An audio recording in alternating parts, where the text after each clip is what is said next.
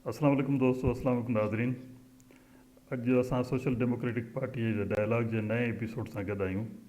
अॼु असांजो मौज़ू तमामु अहम आहे। इहो इन करे बि अहम आहे त घणनि माण्हुनि खे इन चीज़ जी ख़बर ई कोन्हे त मुल्क जो जेको मुआशी निज़ाम आहे उहो कीअं थो हले। जेकॾहिं मईशत खे असां हिकिड़े नंढे फ़िक्रे में असां एक्सप्लेन कयूं त बेसिकली इहो ॾिसबो आहे त मुल्क में केतिरी इनकम थिए थी ऐं केतिरो एक्सपेंडिचर थिए थो। ऐं इनकम जेका आहे मासूलात या रेवेन्यू जेको आहे उहो मोस्टली टैक्स जे मद में ईंदो आहे। त अॼु असां इन मौज़ूअ खे हिकिड़ो प्रॉपर जेको आहे सो छंड छाण कंदासीं। ऐं जीअं असांजो इहो सिलसिलो आहे त असां इहे सभु शयूं पंहिंजे एक्सपर्ट्स खां मालूम कयूं जिन सॼी ज़िंदगी उन साॻे शोबे में कमु कयो आहे। त अॼु जो जेको मौजूदु महिमान आहे असां सां मौजूदु, उनजो तारुफ़ तमामु वॾो आहे, पर मां मुख़्तसरनि इहो चवंदुसि। साईं जो नालो आहे शाहिद हुसैन जतोई साहिबु। पाण फॉर्मर सिविल सर्वेंट रहिया आहिनि। इनकम टैक्स ग्रुप सां साईं जो वास्तो आहे। पाण जेको आहे member federal board of revenue FBR, उन मां रिटायर्ड थी हिन वक़्तु बि घणनि कंपनियुनि जा बोर्ड ऑफ डायरेक्टर्स जा मेंबर बि आहिनि। ऐं असांजी ख़ुशकिस्मती त साईं असांजी जेका सोशल डेमोक्रेटिक पार्टी आहे उनजी बि सेंट्रल एग्ज़ीक्यूटिव कमेटी मेंबर आहे। सो अॼु साईं शाहिद साहिब खे असां भलीकार था कयूं। शाहिद साहिबु, असां जेको पहिरियों सेशन कयोसीं हिन डायलॉग प्रोग्राम में, उन में असां पंहिंजी क़यादत जो इंट्रोडक्शन ॾिनोसीं। पर जीअं त उहो तव्हां पहिरें सेशन खे मिस कयो त मां तव्हांखे अर्ज़ु कंदुमि तव्हां पंहिंजो मुख़्तसिर तारुफ़ ॿुधाईंदा, जंहिंमें इहो ॿुधाईंदा तव्हांजो असुलु किथां बिलोंग कयो था, तालीम किथां हासिलु थी ऐं तव्हांजी पेशावराना ज़िंदगी कीअं रही। उन ते तव्हां पहिरियों जेको सुवालु आहे त मुख़्तसिर पंहिंजो जेको आहे तव्हां तारुफ़ करायो। जी शाहिद साहिबु। बिस्मिल्लाह रहमान रहीम साईं, मां तव्हांखे ऐं ॿिया जेके नाज़रीन आहिनि सभिनीनि खे सलाम थो कयां पियो। ऐं जीअं तव्हां चयो आहे त बेसिक इंट्रोडक्शन लाइ त बुनियादी उहो इंट्रोडक्शन करायो वञे, त उन सिलसिले में मुंहिंजो इहो आहे त मां सखर शहर जे भरिसां रोड़ी आहे, सखर ऐं रोड़ी जे हिते मुंहिंजी पैदाइश थी सखर में, साईं खे चवां। ऐं उहो उन खां पोइ अर्ली स्कूलिंग जेका आहे उहा मुंहिंजी थी सखर में। यानी मैट्रिक ताईं मां सखर में modern high school Sukkur, modern English teaching high school Sukkur, उहो उन में पढ़ियुमि। मां उतां मैट्रिक कयो ऐं उतां साईं खे चवां पढ़ी पोइ वरी कराची आयासीं। कराची में पोइ मां DJ साइंस कॉलेज उन ज़माने में हूंदो, मां उन में DJ साइंस कॉलेज में उते दाख़िला वरिती। उते वरी ग्रेजुएशन ताईं उते पढ़ियासीं। साईं खे चवां उन खां पोइ वरी सिंध यूनिवर्सिटी मां MA जो बि इम्तिहान ॾिनो ऐं साईं खे चवां CSS बि पोइ वरी मां उन दरमियान ई कई। इनकम टैक्स ग्रुप एलोकेट थियो, उन में पोइ मां जॉइन कयो। साईं खे चवां हिनखे असां वटि जेको आहे हिननि सर्विसिस जो 8th कॉमन जे हिसाब सां थींदो आहे। 73 में जेको भुटे साहिब जेका जी गवर्नमेंट में हिननि जेको आहे इहो जेको सिविल सर्विस रिफॉर्म्स कया, उन्हनि में इहो कॉमन ट्रेनिंग प्रोग्राम शुरू थियो। त हुन में फर्स्ट कॉमन 73 में आई। पोइ मां 80 में असां जॉइन कयोसीं त 8th कॉमन में मां आयुमि। हिन 8th कॉमन में 1980 दिसंबर में असां जॉइन कयोसीं। सो उन हाणे बुनियादी तौर ते इहो त मुंहिंजी वालिद साहब मरहूम जेको आहे उहे सखर में वकालत कंदा हुआ ऐं अलाह जी रहमत सां हुते उन्हनि जो सुठो नालो बि हो ऐं सुठो वक़्तु गुज़रंदो हो। सभु कुझु सही हो ख़ुदा जी रहमत सां। ॻोठ असांजा ॿिन्हिनि पासनि ते माइट जतोई असांजे रते देरे में। मुंहिंजो ॾाॾनि जेको आहे उहो रते देरे में हूंदो हो। घणो उतां ई सॼा इहे मिट माइट उतां ईंदा वेंदा हुआ। मुंहिंजा सौट चाचा उहे हुते रहंदा। हिकिड़ो रते देरे में रहंदो हो, ॿियो असांजो चाचो मुंहिंजो उहो लाड़काणे में रहंदो हो। त पर मुंहिंजी ज़िंदगी जेका आहे उहा ॻोठ में इतफ़ाक़नि कॾहिं बि मूंखे रहण जो इतफ़ाक़ कोन थियो। ईअं महिमान थी वेंदा हुआसीं चाचनि ॾे, ईअं 2-3 ॾींहं होॾे वियासीं, 2-3 ईअं। वरी हिन पासे ॾिनो सांगनि में असांजा अज़ीज़ हूंदा हुआ, वाइट वाइट अॼु बि आहिनि हुते माशाअल्लाह। सो इहे ॿिन्हिनि पासनि ॾे हिन सखर विच में हूंदो हो, हेॾो सांगी ऐं हिन पासे ॾे रतो देरो। सो इहे ईअं इहो साईं खे चवां ॻोठनि ॾे अचणु वञणु थियो। पर पाण मां जीअं अर्ज़ु कयो त ॻोठ में कॾहिं न रहियासीं, इहो इतफ़ाक़ न थियो। रूरल लाइफ सची ॻाल्हि इहा आहे त हुनजी जेका फील आहे उहा ईअं ॾिठीसीं सही महिमान तौरु, पर ईअं रहियासीं कोन त हुनजी का घणी उहो कोन हुई मूंखे ख़बर। ऐं जीअं अर्ज़ु कयुमि त सखर में पहिरियों बुनियादी सखर में तालीम, पोइ वरी हुन खां पोइ कराचीअ में, वरी हैदराबाद में, माना इहे 2 शहरनि में ईअं मां पंहिंजी तालीम हुते हासिलु कई। ऐं इहे जीअं अर्ज़ु कयुमि त वरी नौकरीअ में अचण खां पोइ हिते आयासीं, माना कराची। 72 जुलाई 72 खां वठी मां हिते कराचीअ में मुसलसल हुन खां पोइ हिते कराचीअ में रहंदो आहियां। वन साईं तव्हां कैरियर बि शानदार रहियो ऐं कैरियर में जेको आहे तव्हां जेका हमेशह जेको बि ऑफिसर हूंदो आहे त हुनजी इहा ख़्वाहिश हूंदी आहे त मां सीनियर मोस्ट ग्रेड ते पहुचां ऐं उनखां पोइ रिटायर थियां। सो हाणे तव्हांजी सर्विस हमेशह जेको ग्रुप रहियो इनकम टैक्स ग्रुप रहियो त हाणे उन जे हवाले सां ई तव्हां खां सुवालु पुछंदासीं। त हाणे पहिरियों सुवालु इहो आहे, असांखे असांजे ॿुधंदड़नि खे इहो सम्झायो त जेके मर्कज़ में टैक्सेशन जो निज़ाम आहे उहो कीअं आहे, यानी पाकिस्तान जो टैक्सेशन निज़ाम कीअं आहे, कहिड़ियूं टैक्सूं मर्कज़ थो वसूल करे ऐं कहिड़ियूं टैक्सिस जेको आहे सो सूबा थो वसूल कनि। अवां पहिरियों इहो ॿुधायो त पोइ अॻिते वरी पोइ असां डिस्कशन ॻाल्हाईंदा। जी साईं। साईं पहिरियों त मां इहो अर्ज़ु करे वञा त मां इंट्रोडक्शन खे थोरो महदूद कयो हो। इन में मां पंहिंजे सर्विस जे बारे में कुझु तव्हांखे वधीक ॻाल्हि न ॿुधाई। बिल्कुलु तव्हां सही था चओ पिया, मुंहिंजी बेसिक सर्विस इनकम टैक्स ही जेका अॼु IRS चई थी वञे पई, इंडियन रेवेन्यू सर्विस। पर मूंखे इहा अपॉर्चुनिटी अलाह जी रहमत सां इहा मिली त मां ॿिनि जायुनि ते डेपुटेशन कई। हिकिड़ो त मां 91 में FIA में डिप्टी डायरेक्टर इकनॉमिक क्राइम। पहिरियों त FIA हेडक्वार्टर ते कुझु महीना 5 महीना उते कईसीं, उहा रहियमि हेडक्वार्टर ते रहियमि। उन खां पोइ वरी पोइ हेॾे कराचीअ में डिप्टी डायरेक्टर इकनॉमिक क्राइम हिते कराचीअ में कयो, पोइ हिते अची वियुमि मां हिते कयो। त उहो मां तक़रीबन 2.5-3 साल FIA में डेपुटेशन कई। उन खां पोइ पंहिंजे डिपार्टमेंट में वापसि आयुमि ऐं उन खां पोइ वरी ॿिए दफ़े हिकिड़ो मूंखे इहो चांस अलाह जी रहमत सां इहो मिलियो जो मां इहो कॉम्पिटिटिव प्रोसेस जे तहत इहो कयो पंहिंजो 19 इहा ॻाल्हि अथव 2005 में 2005 में इहो कम्यूनिटी वेलफेयर काउंसलर मूंखे मां सिलेक्ट थियुमि ऐं उन कुआलालंपुर मलेशिया में मुंहिंजी पोस्टिंग रही। त पाकिस्तान हाई कमीशन में उते मां 3 साल उते नौकिरी कई हिन में कुआलालंपुर में एज़ काउंसलर कम्यूनिटी वेलफेयर। त इहे ॿ शयूं अहिड़ियूं हुयूं जेके मां उन में कयुमि। उन खां पोइ वरी अॻिते बि सर्विस में चेंज आई, उहा ईअं त मां ग्रेड 21 में प्रोमोट थियुमि, सेक्रेटेरिएट ग्रुप ऑफ कयुमि। उन में मां 21 में प्रोमोट थियुमि सेक्रेटेरिएट ग्रुप में। उहो मिनिस्ट्री ऑफ प्रोडक्शन में मूंखे रखियऊं सीनियर जॉइंट सेक्रेटरी। उन खां पोइ मुख़्तलिफ़ जायुनि ते वरी मां FBR में वापसि FBR में एज़ मेंबर एडमिनिस्ट्रेशन 2000 साईं खे चवां 13 अप्रैल 2013 में आयुमि। पोइ रिटायरमेंट खां तक़रीबन 4-5 महीना पहिरियों ताईं मां उते वियुमि, नवंबर 2015 ताईं एज़ मेंबर एडमिनिस्ट्रेशन। पोइ नवंबर 2015 खां वरी मां एस्टेब्लिशमेंट डिवीजन में वापसि हलियो। पोइ हुते इहो पाकिस्तान इहो वेलफेयर ऑर्गेनाइज़ेशन आहे जेका, उन में वियुमि मां साईं खे चवां डायरेक्टर जनरल जॾहिं रिटायर थियो। त इहो हाणे इहो हिकिड़ी शइ अहिड़ी जेका ॿुधाइणु ज़रूरी हुई तव्हांखे नाज़रीन खे जेके त इहो छड़ो इनकम टैक्स सर्विस न कई आहे, इन खां अलावा बि मां इहो जेको आहे साईं चवां इहे ॿियनि जायुनि ते बि कई आहे। त इहे माना थोरो हुन में तजुर्बे जे हिसाब सां लिहाज़ सां जा वेरिएशन ऐं वैरायटी आहे मुंहिंजे एक्सपीरियंस जी हिन हिसाब सां। हाणे तव्हांजे सवाल जो मां जवाबु जेको तव्हां टैक्स जे हवाले सां पुछो त कहिड़ा कहिड़ा टैक्सिस आहिनि कीअं आहिनि, त बुनियादी तौर ते साईं इहे जेके मुख़्तलिफ़ गवर्नमेंट्स जेके आहिनि जंहिंमें फेडरल गवर्नमेंट आहे, प्रोविंशियल गवर्नमेंट आहे, वरी हेठि लोकल गवर्नमेंट आहे, इन्हनि सभिनीनि जा पंहिंजा जेके आमदनी जा ज़राया आहिनि उहे टैक्सिस जे ई ज़रिए उन्हनि खे उहा आमदनी थींदी आहे। फेडरल गवर्नमेंट जा जेके मेन टैक्सिस आहिनि उहे उन में वॾो में वॾो टैक्स इनकम टैक्स आहे। जेको IRS जो पर्सपेक्टिव आहे उहे उनखे यानी कलेक्शन उहे कंदा आहिनि, उहे ई टैक्स वठंदा आहिनि, हणंदा आहिनि सभु कुझु IRS में। ऐं उन खां पोइ साईं खे चवां ॿियो जेको टैक्स आहे उहो बि IRS जो हिसो आहे, पार्ट आहे, उहो आहे सेल टैक्स। ऐं टियों आहे फेडरल एक्साइज़ ड्यूटी। इहे 3 मेन जेके टैक्सिस आहिनि उहे FBR जे में IRS जे विंग में इहे कलेक्शन थींदी आहे। इहे 3 टैक्स। ॿियूं असांजी जेका आहे FBR में ॿियो विंग आहे कस्टम जो जेको विंग आहे पाकिस्तान कस्टम जो, उहो कस्टम ड्यूटी वठंदा आहिनि। उहो माना इहो जेको ॿाहिरों इम्पोर्ट थिए थी पई इन ते कस्टम ड्यूटी।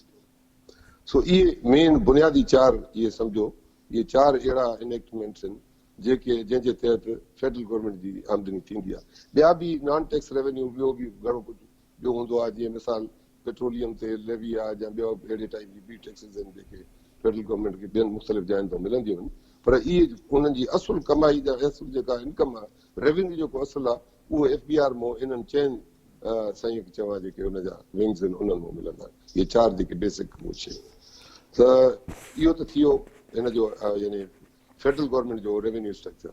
ब्रांशियल गवर्नमेंट में उते हिन वक़्तु सिंध में यानी 18th अमेंडमेंट खां पोइ जेको आहे डिवोल्यूशन या थी ऐं 18 अमेंडमेंट खां पोइ SRB सिंध रेवेन्यू बोर्ड उहो ठहियो जॾहिं सेल टैक्स जेके आहिनि साईं इन जा बि सेल टैक्स में बि 2 सेल टैक्स जा सम्झो त मेन उहो आहिनि कलेक्शन जा तरीक़ा।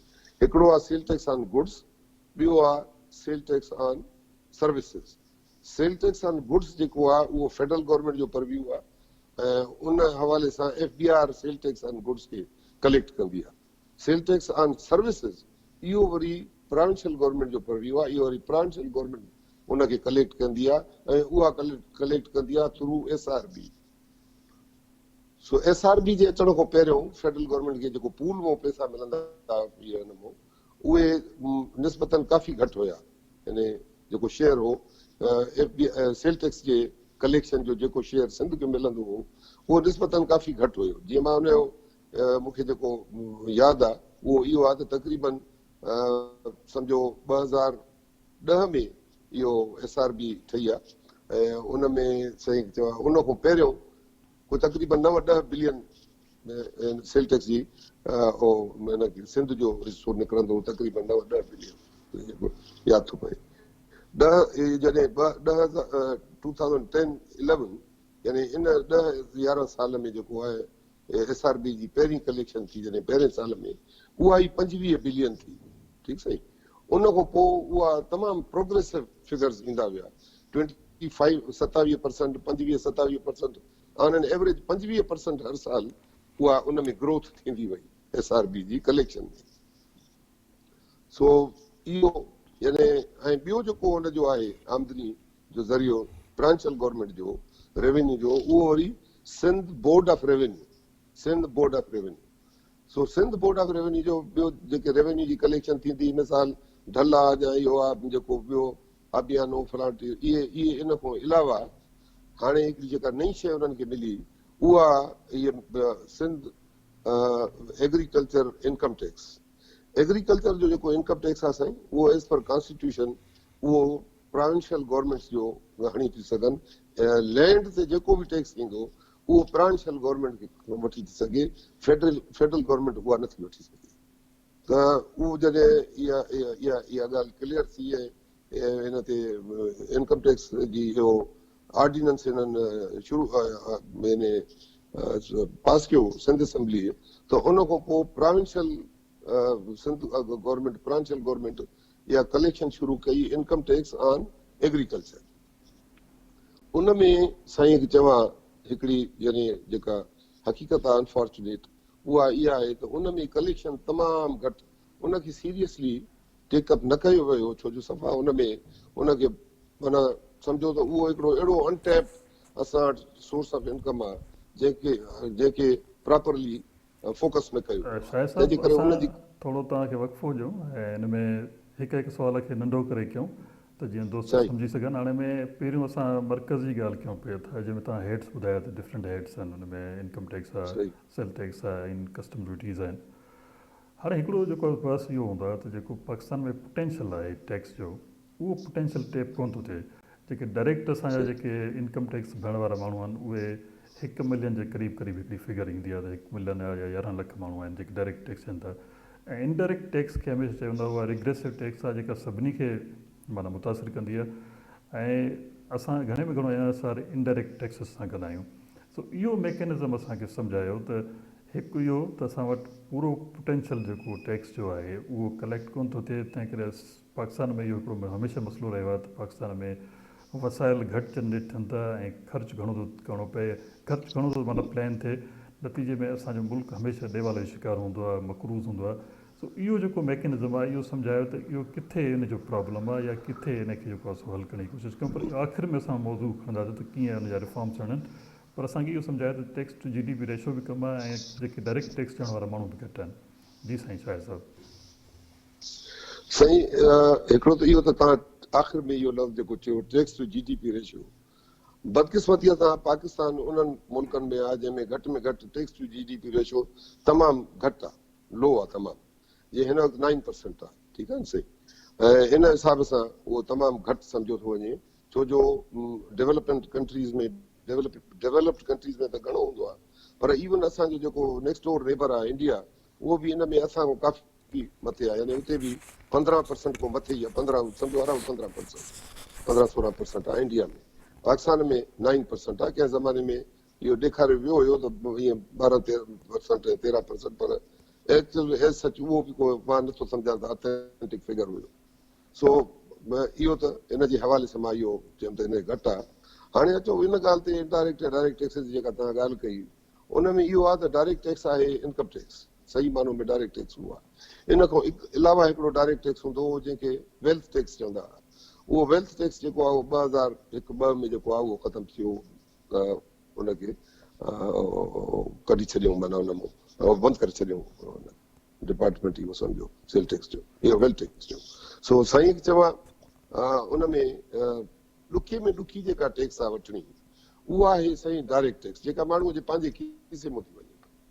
हाणे पाकिस्तान जो जेको असांजो जेको टैक्स जो निज़ाम आहे, उन में हिकिड़ी त वॾी बदकिस्मती इहा आहे त असांजी अनडॉक्यूमेंटेड इकोनॉमी जेका आहे उहा या त डॉक्यूमेंटेड इकोनॉमी जेतिरी आहे या उन खां अञा बि वॾी आहे सम्झो। हाणे अनडॉक्यूमेंटेड इकोनॉमी में टैक्स लॻाइणु ॾुखे में ॾुखी शइ थी थी वञे, छो जो तव्हां वटि ऑथेंटिक का शइ आहे कोन, सबूत साबिती आहे कोन, कैश ट्रांज़ेक्शन्स थियूं थियनि पियूं मैसिव क़िस्म जी, ऐं उन्हनि में उन्हनि खे ट्रेस करणु, उन्हनि जी ट्रेल हथु करणु, ऐं तव्हांखे ख़बर आहे त इहा सभु शयूं जॾहिं तव्हां जेका हिकिड़े टैक्स पेयर रिटर्न फाइल कई आहे, उन में उन जेको लिखी ॾिनो आहे, तव्हां उन खां वधीक टैक्स जॾहिं हणंदव त उनखे तव्हांखे सबूत साबिती हथु करणा पवंदा। हाणे सबूत साबिती उन्हनि जायुनि ते त अची सघनि था पिया जिथे को ट्रैक छॾियो वियो आहे, जिथे का ट्रेल आहे, त उहो तव्हां पाण पंहिंजे एफर्ट सां टैक्स असेसिंग ऑफिसर जेको आहे उहो उन्हनि खे काथो न काथो कलेक्ट करे, जीअं फर्ज़ कयो बैंक स्टेटमेंट्स आहिनि, या साईं खे चवां ॿियो कोई ईअं सम्झो किथे ॾिना विया आहिनि, कोई रसीदा ॾिनियूं हुयूं, का शइ ॾिनी वई आहे अहिड़े टाइप जी, त उन्हनि खे उहो हथु करे ऐं उन्हनि साबित करे सघे थो।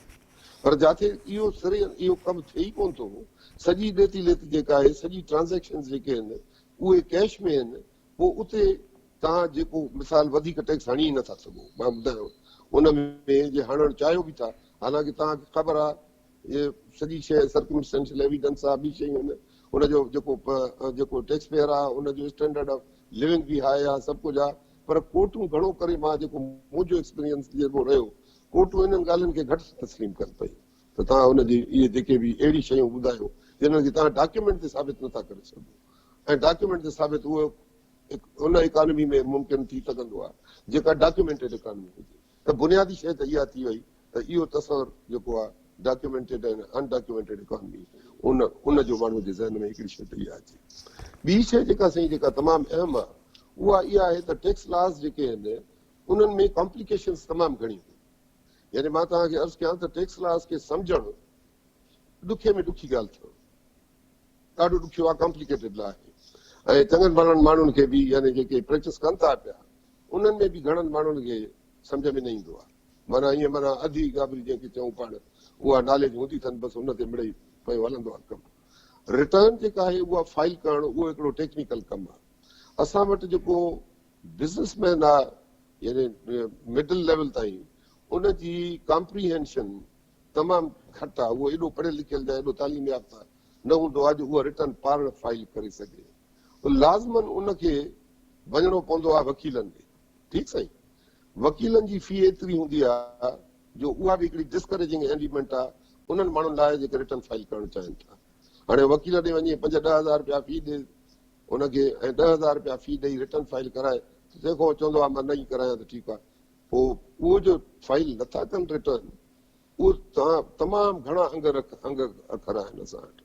हाणे मां थोरो जेकॾहिं तव्हां मां अंग अखर थोरा ॿुधाए वञांव त 27 जेकॾहिं तव्हां हिनखे पोइ अंग अखर शेयर कयो।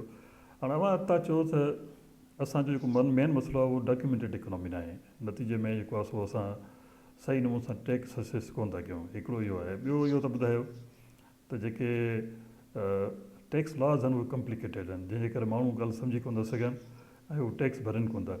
असल में हिकिड़ी ॻाल्हि हूंदी आहे त इहो असां वटि टैक्स कल्चर डेवलप कोन थियो आहे। हाणे उनजो हिकिड़ो मूं वटि त जेको आहे सो तारीख़ी जेके मूं पढ़ी आहे उन में इहो आहे त जीअं त शुरूअ में असां हिकिड़ी कॉलोनी रहिया आहियूं, ब्रिटिश कॉलोनी, त माण्हू हमेशह इहो तस्वर कंदा जेका असां बेसिकली टैक्स ॾियूं था या महसूल ॾियूं था उहो बेसिकली हिकिड़ी कंहिं ॿाहिरीं हुकूमत खे या ॿाहिरीं एम्पायर खे मज़बूत कंदी। तंहिं करे शुरूअ खां वठी असां वटि इहो कल्चर रहिया त माण्हू टैक्स ॾिए कोन थो। ऐं टी ॻाल्हि इहा आहे त जेको असां माना हिकिड़ो ॿाहिरि रही करे महसूसु कयो आहे त जेके तव्हांजा टैक्स कलेक्शन ऑफिसर्स आहिनि उन्हनि जो एतिरो डिस्क्रेशन पावर आहे त घणियुनि शयुनि खे हू पंहिंजे लेवल ते ई ख़तमु कनि था ऐं ॿियनि सां हुनजी पंहिंजी पाण में डील थिए थी ऐं जेको आहे हू टैक्स कलेक्ट थिए कोन थी। जेकॾहिं इन्हनि सभिनी शयुनि खे असां सम्झाइण जी कोशिशि कयो त एक्चुअली इहा शइ एग्ज़िस्ट करे थी या उनखे एग्ज़िस्ट करे थी त उनखे पोइ अॻिते हली ॾिसंदासीं उनखे ठीकु कीअं कयूं। जी शायदि साहिबु। हाँ साईं, इहो जेको तव्हां ॻाल्हि करे वियो, मां बुनियादी तौर ते इहा साॻी उहा ई ॻाल्हि आहे जंहिंजो मां जेको चयो पिए त इहे जेके इम्पेडिमेंट्स आहिनि तमामु घणा, उहे इहे ई आहिनि जीअं जेके यानी नॉन कोऑपरेटिव हुननि जो जेको आहे टैक्स पेयर जो एटीट्यूड, उनजी बुनियादी वजूहातुनि में इहा हिकिड़ी वजह बराबरि आहे। हिकिड़ी त इहो जेको कॉम्प्लिकेटेड, जीअं मां अर्ज़ु कयो त हुन लॉस कॉम्प्लिकेटेड आहिनि, हुननि खे सम्झ में नथा अचनि। ॿियो इहो त हुननि खे पैसा ॾेई रिटर्न फाइल कराइणी थी पए, उहो बि हिकिड़ो हुननि जे लाइ, हाणे हुन जे लाइ सरकार खे अहिड़ी का एफर्ट करणु खपे।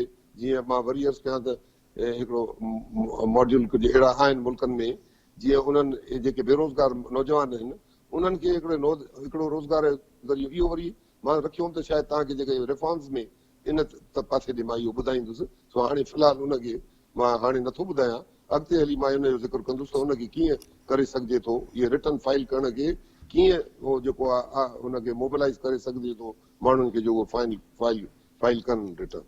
त फ़िलहालु मां इन ॻाल्हि ते तव्हांखे एम्फसाइज़ इन ॻाल्हि ते तवजो रखां, फोकस करायां तव्हांखे त जेको इहे जेके वॾे में वॾा जेके उहो आहिनि बुनियादी मसइला उहे इहे आहिनि कंहिंजे हिसाब सां टैक्स कलेक्ट करण वारे जे हिसाब सां, पे करण वारे जे हिसाब सां न, असांजे पर्सपेक्टिव सां जेके टैक्स लॻाइनि था उन्हनि जे लाइ इहे जेको मां तव्हांखे ॿुधायो हुयुमि त साईं अनडॉक्यूमेंटेड इकोनॉमी आहे ऐं माण्हू थोरा टैक्स एजुकेशन घटि आहे। असां वटि इन्फोर्समेंट कोन्हे। मां इन ते हाणे ॻाल्हाइणु चाहियो पिए त तव्हांखे इहो ॿुधायां त असां वटि इन्फोर्समेंट कोन्हे टैक्स लॉस जी, ऐं उन में इन्फोर्समेंट में हिकिड़े वॾे में वॾी बुनियादी शइ हूंदी आहे साईं पॉलिटिकल विल। अच्छा, पॉलिटिकल विल जेका आहे उहा स्टेबल गवर्नमेंट्स में त घणी हूंदी आहे, हिते छो जो गवर्नमेंट्स स्टेबल गवर्नमेंट्स न हूंदियूं हुन सां घणो करे, जेके वेठा हूंदा आहिनि उन्हनि जे कॾ लॻल वेठा हूंदा आहिनि इहे अपोज़िशन वारा। माना ईअं हूंदो आहे हर गवर्नमेंट में, जेको तव्हांजो बि एक्सपीरियंस आहे असांजो बि आहे, त ईअं पिया चवंदा आहिनि त साईं बसि इहे 2 महीननि जी महिमान आहे गवर्नमेंट, का चवंदो महीने जी महिमान आहे, को चवंदो 6 महीननि जी महिमान आहे। माना हर गवर्नमेंट ईअं हूंदी आहे त हुन में स्टेबिलिटी छो जो कोन हूंदी आहे, त उहा पॉलिटिकल विल न हूंदी आहे, उहो न चाहींदा आहिनि त माण्हू उन्हनि खां नाराज़ थियनि। इन में को शक कोन्हे त तव्हांजो जेको बिज़नेस तबको आहे, बिज़नेसमैन तबको आहे, उहो वधीक इन्फ्लुएंशियल आहे बनिस्बत ॿियनि यानी तव्हांजे सिटीज़न्स। छो जो मार्केट में वेठा आहिनि, उहे हड़ताल करे छॾियऊं, हीअं करे छॾियऊं, उहो करे छॾियऊं, माना नॉन कोऑपरेटिव मिसाल टैक्स ॾियणु बंदि करे छॾियऊं, उहो बि गवर्नमेंट खे हिकिड़ो वॾो थ्रेट आहे। त इन सबब जे करे इन्फोर्समेंट असांजी तमामु कमज़ोर आहे ऐं उहो इन इन्फोर्समेंट कमज़ोर हुजण जे करे बि इनकम टैक्स असां सही कलेक्ट न करे सघिया आहियूं। मां पाण तव्हांखे इहो ॿुधायां त मुंहिंजो पंहिंजो इहो सदाईं इन ते काफ़ी उहो रहियो आहे ऐं यानी सम्झो त मां I have been very openly ऐं कैंडिडली इन ते पंहिंजी डिससेटिस्फेक्शन मां इन जो इज़हार कंदो रहियो आहे त असांखे फर्मली माण्हुनि खां टैक्स वठणु खपे।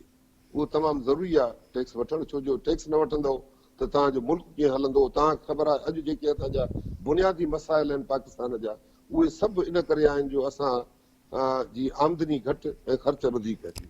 हाणे आमदनी घटि आहे त उनखे कीअं थो वधाए सघिजे, उनखे टैक्स सां थो वधाए सघिजे। टैक्स कीअं थी वठी सघिजे, पॉलिटिकल विल हुजे ऐं उनजे लाइ तव्हांखे माना इन्फोर्समेंट सख़्तु करणी पवंदी। उहा इन्फोर्समेंट सख़्तु को नथो करे, छो नथो करे, जो गवर्नमेंट पाण लुॾी वेंदी मथां उनजे ख़िलाफ़ इहे उथी बीह रहिया मिसाल ताजिर ऐं प्लांट, उन में उहे उन्हनि जे घर वञण जो चांस थो ठही वञे। त माना इहो सॼी हिकिड़ी चेन हिकिड़ी सम्झो त हिकिड़ो ईअं विशेष सर्कल आहे, हिकिड़ी चेन आहे ठहियल, जंहिंमें को बि माण्हू पंहिंजी ज़िमेदारी सही तरह पूरी नथो करे। टैक्स पेयर टैक्स नथो ॾे, उहो ज़िमेदारी पूरी नथो करे। टैक्स कलेक्टर जेको आहे उहा टैक्स कलेक्ट सही नथो करे या नथो करे सघे बुनियादी कंहिं वजूहात करे, त उहो बि पंहिंजो कमु सही अदा नथो करे पियो। हिकिड़ो हुननि जे विच में हिकिड़ो वरी ब्रिज हूंदी आहे, उहो हूंदो आहे साईं टैक्स प्रैक्टिशनर, उनजो ज़िक्र करण बि हिते तमामु ज़रूरी आहे। त इहो ट्राईपोर्ट स्टैंड आहे tax collection, tax payer government जो नुमाइंदो हूंदो आहे, टैक्स कलेक्टर ॿ, ऐं टियों हूंदो। शाहिद साहिबु अवां असांखे ॿुधाए रहिया आहियो त असल में गवर्नमेंट में विल कोन्हे। जेकॾहिं गवर्नमेंट जी विल हुजे त सभु मसइला हल थी सघनि था। जेकॾहिं गवर्नमेंट जी विल हूंदी त टैक्स कलेक्शन जो निज़ाम बि ठीकु थींदो ऐं असांजा ऑफिसर बि बिहेव कंदा। वाइल एज़ हिकिड़ो जनरल तस्वर इहो थो अचे त असांजी जेका टैक्स मशीनरी आहे उहा बि पंहिंजे हिसाब सां करप्ट थी चुकी आहे ऐं जेके उहे बि जेको आहे सो उन्हनि माण्हुनि सां मुलविस थी था वञनि जेके टैक्स पेयर्स आहिनि। तंहिं करे उहो क्वांटम जेको आहे सो जेको टैक्स जो उहो कलेक्ट कोन थो थिए। अव्हां जे ख़्याल में कीअं आहे मसइलो, असुल किथे फाथल किथे आहे? जी साईं शाहिद साईं ॻाल्हि इहा आहे त अॼुकल्ह हिकिड़ो वॾो ब्यूरोक्रेसी में हिकिड़ो ट्रेंड हलियो हो। असांजे ई डिपार्टमेंट जे कुझु ऑफिसरनि खे इहो सुवालु जॾहिं कयो पियो वियो त टैक्स मशीनरी करप्ट आहे ऐं तमामु उन कंप्रोमाइज़ थियण जे करे उन छो जो दे आर कंप्रोमाइज़ड, इन करे टैक्स सही कलेक्ट नथी थिए, त उन्हनि इहो जवाबु ॾेई ताड़ियूं वॼरायूं पंहिंजे पोयों त साईं छड़ो टैक्स मशीनरी करप्ट आहे, पाकिस्तान में त हर डिपार्टमेंट करप्ट आहे, हर को करप्ट आहे, भला इहो छड़ो टैक्स मशीनरी त करप्ट न आहे, सोसाइटी सॼी करप्ट आहे। इन करे उन्हनि इन इहा जस्टिफिकेशन ॾिनी इन शइ जी। मां कतन इहा जस्टिफिकेशन नथो मञा पियो। ॿुधोसि, ॻाल्हि इहा आहे त घर जो जेको खाटू पुट जेके असां चवंदा आहियूं, उर्दूअ में हुनखे कमाऊ पूत चवंदा आहिनि। ॻाल्हि इहा आहे त सॼे घर में हेठां जेके ॿिया ॿार बचड़ा मिसाल ॿिया जेके आहिनि उहो ख़राब थी वञनि। जे खाटू पुट ख़राब थी वियो, उहो हीरोइन थी वियो या उहो को थियो त सॼो घर तबाह थी वेंदो आहे। इन करे जेका वॾे में वॾी मुल्क जे हलाइण जी ज़िमेदारी फ़ौज खणी सरहदनि जी मुहाफ़िज़ त थी सघे, पर फ़ौज मुल्क न हलाए सघंदी आहे साईं। उनजो कमु मुल्क हलाइण न हूंदो आहे। मुल्क हलाइण जेको हूंदो आहे उहो सरकार जो हूंदो आहे, ऐं उनखे मुल्क हलाइण में वॾे में वॾी जेका फैसिलिटेशन मिलंदी आहे उहा मिलंदी आहे रेवेन्यू जो, उहा मिलंदी आहे माना जेके उनजी कमाई काथो आहे, उनजी इनकम छा आहे। त हाणे उन हिसाब सां मुंहिंजे नज़दीक FBR जेका आहे उहा मोस्ट इम्पॉर्टेंट, उनजो वजूद जेको आहे उहो मुल्क जी लाइ ईअं आहे जीअं सम्झो ऑक्सीजन इंसानी ज़िंदगीअ लाइ। ठीकु साईं, उन पर्सपेक्टिव में वॾे में वॾी ज़िमेदारी FBR ऐं उनजे ऑफिसरनि ते आहे त उहो पंहिंजी उहो हथ पेर बचाए हलनि। को जेको बि मिसाल मां जीअं हाणे जीअं मां अर्ज़ु कयो त मां डिफेंड न कंदुसि उन्हनि खे, इहा हक़ीक़त आहे पंहिंजी जाइ ते त करप्शन आहे ऐं ॾींहों ॾींहुं वधी आहे, घटी न आहे। सही ॻाल्हि इहा आहे, ॿुधो साईं। पर हाणे सुवाल इहो आहे त करप्शन हिकिड़ी अहिड़ी फिनामिना आहे जेका सॼी दुनिया में आहे। ठीकु साईं, पाकिस्तान छड़ो वाहिद अहिड़ो मुल्क न आहे, इहो ॿियनि मुल्कनि में बि आहे। उन्हनि मुल्कनि उहो छा कयो आहे जो कंटेन थी वई आहे करप्शन, जा उहा उन ते चेक अची वई आहे या उन ते, उन में ऐं पाकिस्तान में हिकिड़ो वाज़े फ़र्क़ु आहे। ऐं उहो फ़र्क़ु इहो आहे त असां वटि जेको हिन में वॾे में वॾो जेको प्रॉब्लम थी वियो आहे सोसाइटी में, उहो इहो आहे त अकाउंटेबिलिटी जो को तसवुरु कोन्हे। ठीकु साईं, तव्हां यकीन कयो त मां जेका वधि में वधि मां सॼी उमिरि जेका शइ मां चवंदो रहियो आहियां कंदो, अलाह जी रहमत सां मां कई बि आहे, उहा जिन्हनि मूंसां कमु कयो आहे या जेके मूंखे सुञाणनि उन्हनि खे इहा ख़बर आहे त मां पंहिंजी ज़ात मां केतिरे हद ताईं इन ॻाल्हि अॻिते वधी इन शइ खे मां कोशिशि कई रोकण जी पंहिंजी ज़ात मां। उन जा तमामु घणा नुक़सानात आहिनि, तमामु घणी कास्ट आहे, तमामु सीरियस उन जा रिपकशन्स आहिनि, तमामु यानी सीरियस इम्प्लीकेशन्स आहिनि। उहे सभु बि माण्हूअ खे बर्दाश्त मां कयूं ऐं करणी बि कोन कयूं। मां हाणे चवण जो मक़सदु इहो आहे त जॾहिं छो जो अकाउंटेबिलिटी कोन्हे इन करे करप्शन ॾींहों ॾींहुं वधंदी वई आहे। हिन वक़्तु माना पीक ते आहे, सम्झो पीक ते आहे, ऐं उहो उनखे कीअं कंटेन कंदा। हाणे जीअं असांजे मिसाल हिन वक़्तु बि गवर्नमेंट जो इहो नारो त आहे त साईं असां करप्शन जेको आहे ख़तमु कंदासीं, पर अपेरेंटली उन ते को नज़र नथो अचे पियो, को उन ते अमल थींदो हिन ॻाल्हि जे कंहिं माण्हूअ खे न रोकियो थो वञे न पकड़ियो थो वञे। बल्कि तव्हां यकीन कयो त सभई अहिड़ा माण्हू जिन्हनि ते करप्शन जा चार्जिस हुया, जिन्हनि ते इंक्वायरियूं पेंडिंग हुयूं, जिन्हनि जा केसिस हुया FST में ऐं उन्हनि में, उन्हनि खे छॾे ॾिनो। ठीकु साईं, उन्हनि खे कंहिं न कंहिं हीले बहाने सां हेॾो होॾो सोसाइटी अहिड़ी थी वई आहे जितां माण्हू हर शइ मैनेज करे था वञनि पिया, छड़ो पैसा हुजणु खपनि। अनफॉर्चुनेट आहे ऐं इहे बुनियादी सबब ऐं वजह इहा आहे, जेसि ताईं माण्हुनि जो हथु न रोकियो वेंदो साईं, तेसि ताईं करप्शन ख़तमु थियण नामुमकिन आहे। साईं वॾे में वॾो इंसेंटिव आहे, इन करे उहो पई हले थी। तव्हां पब्लिकली इन ॻाल्हि खे मञो था त सॼे सिस्टम में वीकनेसिस आहिनि ऐं तव्हांजे डिपार्टमेंट में वीकनेसिस रहियूं आहिनि ऐं तव्हांजी इहा वॾ आहे पाए जो तव्हां इन ॻाल्हि खे मञो था। हाणे असां डिस्कशन खे थोरो अॻिते वधायूं था त हीअ असां फेडरल जेको रेवेन्यू कलेक्शन या टैक्स कलेक्शन जे निज़ाम ते तमामु घणो डिस्कस कयोसीं। हाणे असांखे तव्हां पहिरियों इंट्रोडक्शन में त ॿुधायो त असां वटि सिंध में ख़ासि तौर ते 18th अमेंडमेंट खां पोइ या सूबाई हुकूमतुनि में हिकिड़ो पंहिंजो टैक्स कलेक्शन जो निज़ाम आहे, जंहिंमें हिकिड़ो तव्हां वाज़िह ज़िक्र कयो त असां वटि हिकु इदारो आहे जंहिंजो नालो आहे सिंध रेवेन्यू बोर्ड। उन हिकिड़ो कारनामो अंजाम ॾिनो आहे, माना त टैक्स जेका 10 बिलियन खां हाणे जेको 100 बिलियन खां वधीक कलेक्ट कनि था जेको सेल्स टैक्स जे मद में, ऐं ॿिया बि खोड़ जेके शयूं आहिनि जिन खे इम्प्रूव कजे त असांजा सूबा बि टैक्स कलेक्शन में ख़ुदि कफ़ील थी सघनि था ऐं उहो जेका टैक्स रेवेन्यू गॾु थींदो उन सां तमामु घणा तरक़ियाती कम थी सघनि था, सोशल पॉलिटिकल इकनॉमिक डेवलपमेंट थी सघे थी। त हाणे असांखे सम्झायो त जेके सूबाई सतह ते टैक्स कलेक्शन जो निज़ाम आहे उहो केतिरो मुयसर आहे ऐं उन मां तव्हां केतिरा सेटिस्फाइड आहियो बीइंग अ टैक्स एक्सपर्ट। जी साईं। सही ॻाल्हि इहा आहे त SRB जेका शुरू में जॾहिं ठही त हुनजी परफॉर्मेंस तमामु सुठी, स्टडी ग्रो थी। जीअं मार्च कयो पहिरियों त एवरेज 25% ग्रो थी, ॾाढी सुठी। नज़र महर साहब हिकिड़ो ऑफिसर हो, हालांकि उहो टैक्सेशन जो ऑफिसर न हो, बुनियादी तौर ते उहो हुयो डिस्ट्रिक्ट मैनेजमेंट ग्रुप या DMG जो ऑफिसर हो। महर साहब पहिरियों माण्हू हो जंहिंखे इहो SRB में हुननि चेयरमैन कयो ऐं मां तव्हांखे ॿुधायां त हुन महिनत कई, तमामु सख़्तु उन महिनत बि कई, एफर्ट कई, उन SRB खे एक्चुअली खणी छॾियो मथे आंदो काफ़ी। ठीकु साईं। अच्छा, उन खां पोइ बि कुझु चेयरमैन हिकु ॿ अहिड़ा चङड़ा आया आहिनि। हाणे मां जेको हिन वक़्तु जेको माहौल आहे, इहो जीअं चवां थो हुन अचीवमेंट्स वारो पीरियड 2-3 सालनि खां 3-4 सालनि खां ख़तमु थी वियो। हाणे हिन वक़्तु जेका हालत आहे 2017-18 में जेका कलेक्शन थी, मां सम्झां थो मूंखे जो यादि थो पए पियो 100 बिलियन जो उन्हनि मार्क अचीव कयो। वरी साईं खे चवां 2017-18 में हिननि जो जेको टारगेट हुयो शायदि उहो 120 बिलियन मूंखे यादि थो पए हुयो 18-19 में। 2018-19 में 120 बिलियन जो ऐं एक्चुअल कलेक्शन जेका आहे उहा 100.3 बिलियन थी। यानी पहिरियों 2000 यानी उन खां हिकिड़ो साल पहिरियों 100 थी, वरी अॻे साल 100.3 थी, यानी 0.3% रेस थी। ॿुधो साईं। ऐं उन खां पोइ वरी उन खां नेक्स्ट यानी जेको लास्ट ईयर जेको हाणे गुज़रियो आहे 30 जून 2020, इन में जेका कलेक्शन थी आहे उहा बि टारगेट खां तमामु काफ़ी घटि थी आहे। 19.7% हो शायदि न 19% अञा मथे हुनजी साईं खे शॉर्टफॉल आहे। 145 बिलियन उनजो टारगेट हो, 100 मां सम्झां थो 120 बिलियन थियो आहे जेको 25 बिलियन शॉर्टफॉल। ॿुधो साईं। त हाणे SRB जेको आहे उहा अहिड़ी सुपर अचीवमेंट हुनजी सुपर त छॾियो, पर उहा जेका नॉर्मल ग्रोथ थी उहा बि नथी थिए। पोयनि 2-3 सालनि खां उनजो सफ़ा वेही रही आहे। उनजी रीज़न छा आहे? उहा रीज़न यानी हिकिड़ो त इहो त SRB शुरू थी जॾहिं त तमामु घटि उन में आइटम्स हुया, तमामु घटि सर्विसिस हुयूं जिन्हनि ते टैक्स लॻो पिए। उनजी उहो वधाईंदा विया आहिनि, माना उनजो दाइरो कार वसी कंदा विया आहिनि, ब्रॉड बेस कंदा विया आहिनि। काफ़ी उन में उहे नवां उन्हनि में उहे आया आहिनि, सर्विसिस आयूं, एड थींदी वयूं आहिनि।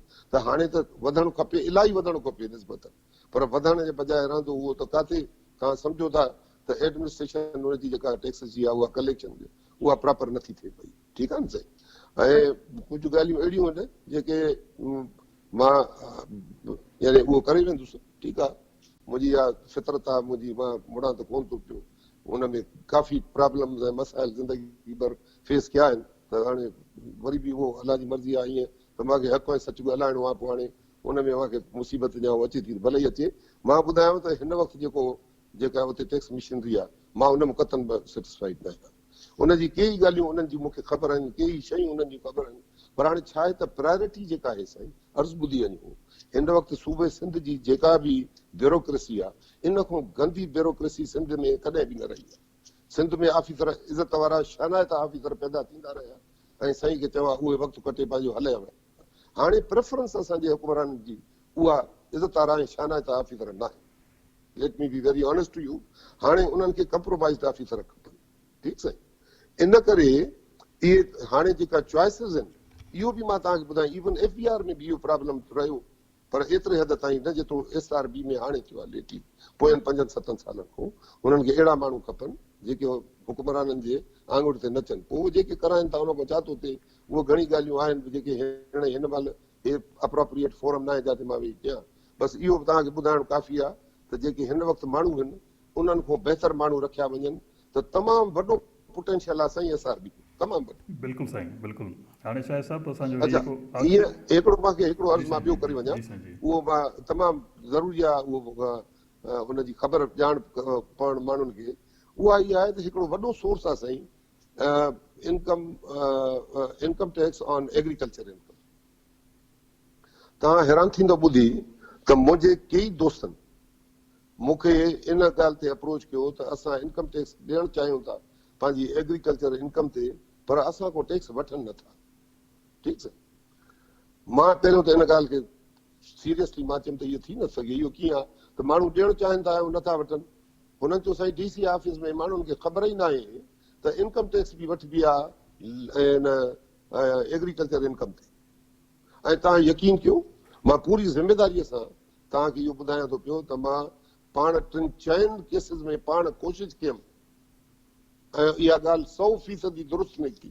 इवन सखर जहिड़े शहर तव्हां सखर केॾो वॾो ज़िलो रहियो आहे साईं ऐं उन खां पोइ डिवीज़न आहे। सखर डिवीज़न जे DC ऑफिस में माण्हू विया आहिनि ऐं उन्हनि चयो त असांखे उहो चवनि था हेठियां माण्हू चवनि था साईं असांखे ख़बर न आहे बाबा कहिड़ा फॉर्म थींदा आहिनि इनकम में टैक्स कीअं वठिबी आहे कीअं छा थींदो आहे। ईअं ई बदीन में असांजे हिकु ॿिनि दोस्तनि उन्हनि सां बि ईअं ई थियो हेॾे होॾे विया उहे। मिसाल हिकिड़ो अहिड़ो असांजो टाइम आयो मुंहिंजे हिकिड़े ज़ाती दोस्त कोशिशि कई उन चयो साईं असां टंडे मोहम्मद खान जे हुन में मां वियुमि DC ऑफिस में उन्हनि चयो त साईं असांखे ख़बर ई न आहे कहिड़ी थींदी आहे इनकम टैक्स। हुनखे तसवर कयो साईं तसवर कयो सूबो रन थो थिए पियो एॾो वॾो हिकिड़ी अनटैप्ड हिननि खे कुदरत हिकिड़ो अपॉर्चुनिटी ॾिनी हिकिड़े हुनजी पंहिंजो सोर्स जी ऐं उन ते इहो उन्हनि जो जेको रिएक्शन आहे या उन्हनि जो जेको उहो आहे असांजे सरकार जो प्रोविंशियल गवर्नमेंट जो उहो ई आहे। परवाही कोन्हे उन्हनि खे थिए थो नथो थिए छा थो थिए छा नथो थिए। डेवलपमेंट हुननि छा कई आहे छा न कई आहे उहा तव्हांजे साम्हूं आहे।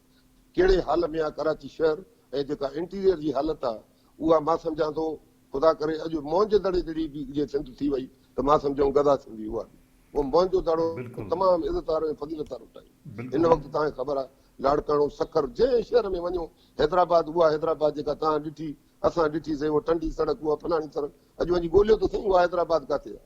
त सुवाल इहो आहे त मुल्क नाक थी वियो आहे सिंध सां ऐं उन में वॾे में वॾी रीज़न इहा आहे त नाकारा तरीन उहा असांजी ब्यूरोक्रेसी आहे सिंध जी। छड़ो मतिलबु कहिड़े रस्ते ते लॻल आहिनि उहो मूंखे चवंदे शर्म थो अचे पियो उहो तव्हां सभु सम्झो था त उहो छा था चाहिनि छा था कनि। हाणे मुंहिंजो साईं सुवालु इहो आहे आख़िरी सुवालु असांजो इहो हूंदो त असां वटि जेके टैक्स रिफॉर्म्स लाइ जेके प्रपोज़ल्स आहिनि जीअं असांजी पार्टी में अवां ई उनखे हेठि था कयो जेको असां रिफॉर्म कमेटी ठही आहे टैक्सेशन इकनॉमिक जी उनखे अवां ई हेठि था कयो।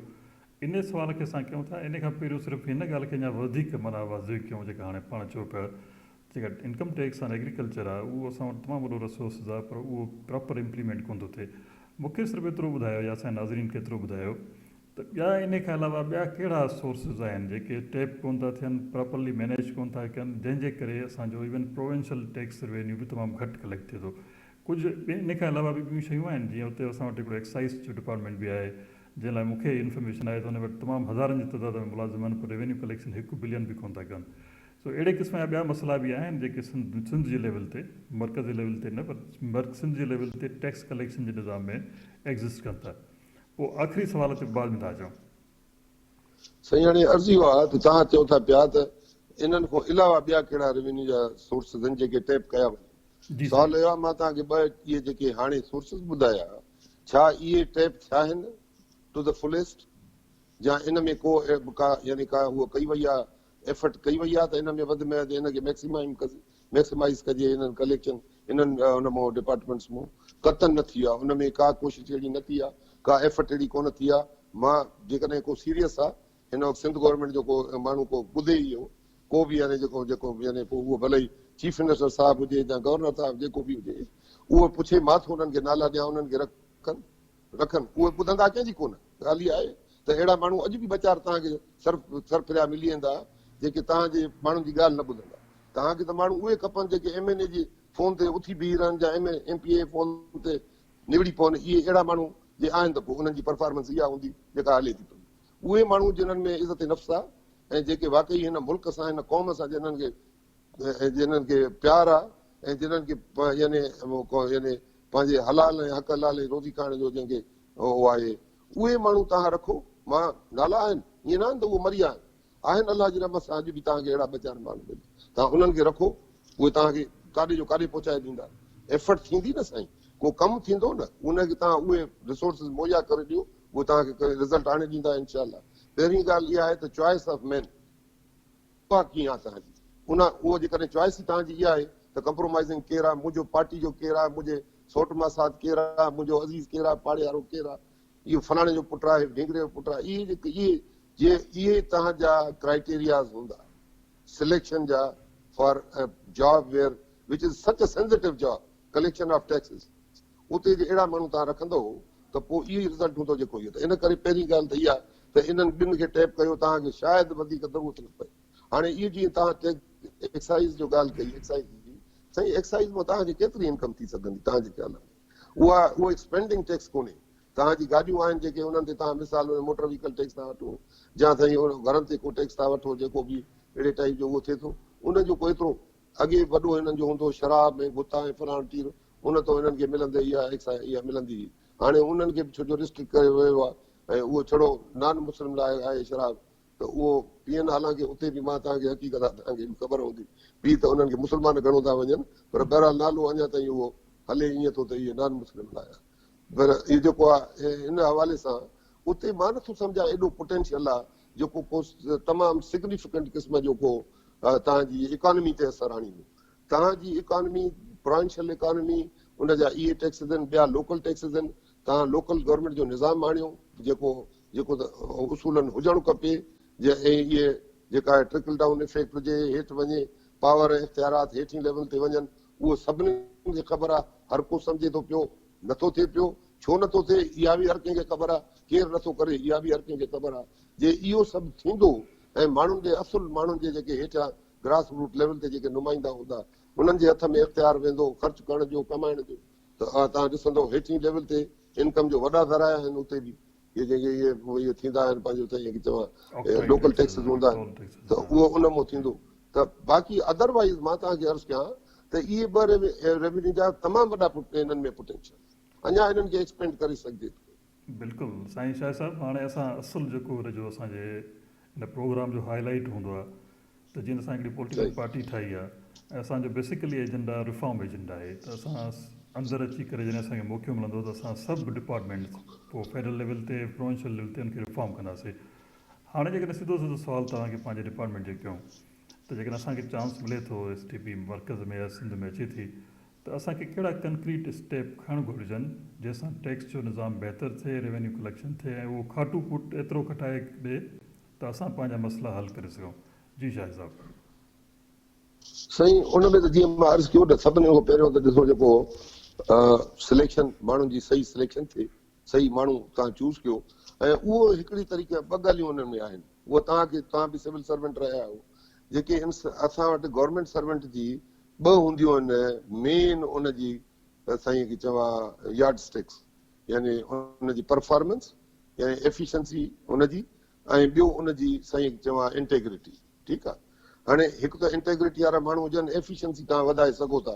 इंटेग्रिटी जो कंहिंजी ख़राबु आहे त सवाइ हिनजे जो उनखे नौकरीअ मां यानी तव्हां डिसमिस कयो या उनखे कढो ॿियो को तरीक़ो आहे कोन उनखे डंडा हणी मार ॾेई तव्हां नथा करे सघो। ठीकु आहे न साईं उहो उनजो तमामु वाज़े हिकिड़ो निज़ाम आहे जेको सभिनीनि खे ख़बर आहे एफिशिएंसी एंड डिसिप्लिनरी रूल्स आहे END रूल्स जे तहत इंक्वायरी प्रोसीजर आहे उन सां करे तव्हां उन जेका बि अहिड़ा एलिमेंट्स आहिनि जेके रोग एलिमेंट्स आहिनि ब्लैक शीप्स आहिनि इनकॉरिजिबल ऑफिसर्स आहिनि जिन्हनि जो सॼो कमु इहो इन खां सवाइ ॿियो को धंधो आहे ई कोन ऐं जिन्हनि माना करोड़ा रुपया कठा कया आहिनि उन्हनि खे तव्हां जेसि ताईं अकाउंटेबल न बणाईंदो कुझु बि न थींदो साईं, का शइ न थी, जेको वणियो करे छॾियो। छो जो उहे हाणे साईं उहे रोल मॉडल थी विया आहिनि। मुआशिरो सॼो इन करे ख़राब थियो आहे त उन्हनि खे ॾिसंदा, नओं एंट्रेंट आयो, उन ॾिठो त यार हिन जे फलाणा ऑफिसर आहिनि, साईं फलाणो साहब साईं वॾो उहो माना उन ॾाढो माल कमायो आहे, ज़बरदस्त लाइफ स्टाइल आहे, ज़बरदस्त इहा उहा, ऐं उनखे थियो कुझु बि कोन्हे। त तव्हां त पहिरें ॾींहुं उन माण्हूअ खे इंसेंटिव था ॾियो इहो त भई ठीकु आहे तूं बि कर, तोखे थियणो त कुझु बि कोन्हे। जेसि ताईं तव्हां हथु वठण वारे जो हथु न रोकींदो, अॻिते तव्हां तस्वरी नथा करे सघो त का बहितरी ईंदी। पहिरीं ॻाल्हि। ॿी ॻाल्हि इहा आहे त जेका जीअं मां अर्ज़ु कयो त तव्हां हिकिड़ो प्रोसेस जे थ्रू माण्हू आणियो था पिया, जीअं सिविल सर्वेंट्स जो, जीअं मथां CSS था कनि या PCS करे अचनि था पिया जेके छोकिरा, उन्हनि ते तव्हां जेको आहे उन्हनि ते कुझु इन्वेस्ट कयो, इहो बि तमामु ज़रूरी एलिमेंट अथव साईं। मां तव्हांखे ॿुधायां, हिकिड़ा माण्हू आहिनि जेके हेॾो ॾाढा बेहसी आहे उन्हनि में, उहे चवनि था पिया त सरकारी जेके मुलाज़िम आहिनि उन्हनि खे इहे जेके मिसाल उन्हनि जो पे स्ट्रक्चर अहिड़ो आहे जो उहे मजबूर था थियनि पिया रुशवत वठण। इन में मां पंहिंजे दोस्तनि सां, अॼु बि हिकिड़े दोस्त सां जेको मुंहिंजो तमामु गहरो दोस्त आहे, ऐं उनखे साईं चवां तमामु वॾो माण्हू आहे उहो, त ऐं तमामु रुशवत जे ख़िलाफ़, मां हुनखे चयुमि त जेसि ताईं तव्हां ताड़ी ॿिन्हिनि हथनि सां वॼंदी आहे, माण्हू रुशवत घणो करे इन करे बि वठनि था पिया जो उहो मजबूर आहे। I am not justifying anybody, मां हुननि जी वकालत नथो कयां, न को उन्हनि जो को थो कयां, पर छा इन ॻाल्हि में का ॻाल्हि ग़लति आहे? मूंखे ॿुधायो त जेको तव्हां एॾो मर्तबो ॾियो था हिकिड़े माण्हूअ खे, एॾो उहिदो ॾियो था, एॾो हुनखे शान शौक़त ॾियो था, वॾा वॾा शहर जा सेठ सभु हुनजा सलामी, वरी उनखे तव्हां 4 पैसा अहिड़ी पघार था ॾियो जंहिंमें उहो बचा बि नथो पाले सघे, न पढ़ाए थो सघे, पोइ लाज़मी उहो इन पासे ॾे। माना हुन वटि हिकिड़ो एक्सक्यूज़ आहे, त उहो एक्सक्यूज़ जेकॾहिं तव्हां मिनिमाइज़ कयो ऐं उनखे जेके लिविंग वेज चवंदा आहिनि उहा ॾियो, ऐं उन खां पोइ तव्हां हुनखे सख़्तु अकाउंटेबल बणायो। इहो उहो शइ आहे साईं जेका हज़रत अली करम अल्लाह वजो जन पंहिंजे हिकिड़े मशहूरु हिकिड़ो हुननि जो मार्वल एडमिनिस्ट्रेशन जो हिकिड़ो ख़त हो जेको हुननि पंहिंजे गवर्नर खे लिखियो, जंहिंमें हुननि चयो त तूं पंहिंजे सरकारी मुलाज़िमीन जेके आहिनि इन्हनि खे प्रॉपरली लुक आफ्टर कर, इन्हनि खे प्रॉपरली लिविंग वेज ॾे, जीअं हिननि जी ॿिए पासे ॾे नज़र न करणी पए हिननि खे। ऐं पर जे हुनजे बावजूद बि उहो कनि था पिया त उन्हनि खे तव्हां उन्हनि खे सख़्तु सदाऊं ॾियो, माना make them accountable for their mistakes. इहो जेसि ताईं इहो आहे बुनियादी हिकिड़ी शइ जेका तव्हांखे करणी पवंदी सोसाइटीअ खे ओवरऑल सही करण लाइ। हाणे इहो केरु कंदो, it is a very big agenda, ऐं विच आई डोंट थिंक त इहो जेको असांजे मां नथो सम्झां त इन पासे ॾे कंहिंजो ध्यानु बि आहे त इहे ॿई टू प्रॉन्ग अटैक थींदो न साईं। अकाउंटेबिलिटी थींदी, पर छा ते थींदी, जॾहिं तव्हां हुननि खे हिकिड़ी इज़तदार हुनखे हुनजी वेज या सैलरी रखंदो। तव्हां इन हुन ते नथा करे सघो त तव्हां हिकिड़े माण्हूअ खे चओ था बाबा तूं ASP आहे, हे तूं वर्दी पाए, जंहिंखे वञी जंहिंखे वञी ॾाॾीअ खां वठी अंदरि कर, या हुनखे जेको वणी कर, माना मिसयूज़ नथो चवां मां, यूज़ प्रॉपर हुनजी फंक्शन जी ॻाल्हि थो कयां, इहो फंक्शन था ॾियो। ऐं वरी उन माण्हूअ खे तव्हां एतिरा पैसा बि नथा ॾियो जो हू पंहिंजा बच्चा पाले सघे। मिसाल बच्चा बि को 6 न 8 न, मिसाल 1-2 ॿार को ईअं मिसाल पढ़ाए सघे कंहिं डीसेंट स्कूल में, कंहिं डीसेंट अस्पताल में इलाज कराए सघे, इहो एतिरो बि न आहे। ईअं ई DMG जो ऑफिसर आहे, कस्टम जो ऑफिसर आहे, इनकम टैक्स जो आहे, जेको बि उन्हनि जी तव्हांखे ख़बर आहे त वेज अॼुकल्ह काॾे महांगाई पहुची वई आहे, उन्हनि खे पघारूं जेके आहिनि कतई उहे उन्हनि जे कमंसरेट नथियूं कनि पियूं, उन्हनि जे जेके फंक्शन्स आहिनि ऐं जेके उन्हनि जा उहे आहिनि पंहिंजो साईं खे चवां हुनजो सोसाइटी में मुक़ाम आहे, मर्तबो आहे, उहो बि गवर्नमेंट जी ॾे न। मुक़ाम एॾो वॾो ॾियो था पिया ऐं पैसा हुनजे खीसे में कुझु बि न था ॾियो। त इहो माना इहा हिकिड़ी वॾी इंपॉर्टेंट शइ आहे जेका मूंखे चवणी, मां उहा अर्ज़ु कयुमि त इहो बिल्कुलु शाह साहब, अकाउंटेबिलिटी माना मस्त। बिल्कुलु शाह साहब, वॾी महिरबानी, तव्हां इलाही तफ़सीलन असांखे ॿुधायो आहे। मूंखे यकीन आहे त असांजे नाज़रीन मां तमामु घणो लाभ हासिलु कयो हूंदो। इवन मां पाण सर्विसिस जो माण्हू रहियां, पर मुंहिंजे लाइ बि तमामु घणियूं शयूं नयूं हुयूं, पर अव्हांखे जस आहे त बिल्कुलु बाक़ी सां खुलियल लफ़्ज़नि में सभिनी शयुनि जो इज़हार कयो। हाणे मां आख़िर में इहे वाइंड अप नोट ॾींदुमि त अव्हां चयो त सभु शइ मुमकिन आहे जेकॾहिं असांजी हुकूमतुनि में पॉलिटिकल विल हुजे, ऐं हू जेको आहे सो नंढनि वॾनि जेके असांजा सरमाएदार उन्हनि खां ब्लैकमेल न थियनि ऐं डिसीशन्स वठनि, त इहो मुमकिन आहे। ॿियो तव्हां इहो ॿुधायो त त असांजा माण्हू विलिंग आहिनि टैक्स ॾियनि, पर टैक्स जो निज़ाम एतिरो कॉम्प्लिकेटेड थी वियो आहे जो हू ॻाल्हि सम्झनि कोन था। जॾहिं हू वकीलनि जे हथ में था अचनि त हू हुते ब्लैकमेल था थियनि। ऐं टीं ॻाल्हि कई त असां वटि जेको आहे सो अकाउंटेबिलिटी जो सिस्टम एतिरो हुजे इन खां पहिरियों मां इहा ॻाल्हि कई त जेके असांजा टैक्सेशन जा ऑफिसर्स आहिनि उनजा जेके जाइज़ मसइला आहिनि घटि में उनजो पे पैकेज एतिरो हुजे त हू पंहिंजी ज़िंदगी सुठे नमूने सां जेको आहे सो गुज़ारे सघनि। जेके इहो चयो वेंदो आहे त माण्हुनि खे अख़्तियार बि ॾियो त उन सां गॾु वसाइल बि ॾियो त जीअं उहो अख़्तियारनि जो नाजाइज़ इस्तेमालु न कनि। हिकिड़ो इहो आहे ऐं गॾो गॾु हिकिड़ो अकाउंटेबिलिटी जो प्रोसेस आहे उहो एतिरो स्ट्रांग हुजे त कंहिंखे ज़रूरत कोन थिए त को ग़लति कमु करे या ग़लति कम में मुलविस थिए। सो इहे 4-5 स्टेप्स आहिनि। इन खां अलावा बि खोड़ सारियूं रिकमेंडेशन्स आहिनि जेके अवां तयारु कयो पिया ऐं असां यकीन था ॾियारायूं पंहिंजे नाज़रीन खे ऐं दोस्तनि खे ऐं पार्टी हमदर्दनि खे त जॾहिं बि असांखे मौक़ो मिलियो त जेका हिकिड़ी शइ जी कमी आहे पॉलिटिकल विल जी उहा असां पॉलिटिकल विल ज़रूरु एक्सरसाइज़ कंदासीं ऐं असां कोशिशि कंदासीं माण्हुनि खे रिफॉर्म कयूं ऐं हर डिपार्टमेंट खे रिफॉर्म कयूं।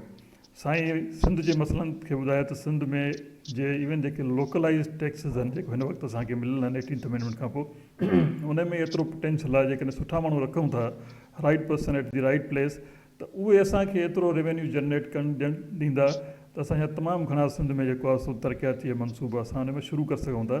पर जीअं त हुकूमतनि जी प्रायोरिटी बि आहे उहो सिर्फ़ु पाण माण्हुनि खे नवाज़नि था ऑफिसरनि खे नवाज़नि था नतीजे में उहे शयूं रिज़ल्ट कोन थी वञनि। सो मां हाणे इन नोट ते जेको आहे सो शायदि साहिब जी वॾी महिरबानी मञा थो कुझु थोरी असांजी रिकॉर्डिंग में डिस्ट्रप्शन थी त साईं ॾाढो पेशेंटली सभिनी शयुनि खे हैंडल कयो। साईं हीउ सिलसिलो असांजो प्रोग्राम जो हलंदो रहंदो वरी हिन जो पार्ट 2 बि कंदासीं ऐं ॿियनि मौज़ुनि खे बि टच कंदासीं ऐं अव्हां जी बेबाकीअ खे मुंहिंजी तरफ़ां सलाम ऐं असांखे अहिड़ा माण्हू हुजनि जेके ढंके जी चोटी ते सच चवनि ऐं सच चवण में का बि घबराहट महसूसु कनि। चाहे सभु तव्हांजी वॾी महिरबानी। आख़िर में कुझु चवणु चाहियो जेका रहियल हुजे त ठीकु आहे न त पोइ असां दोस्तनि खां इजाज़त वठूं।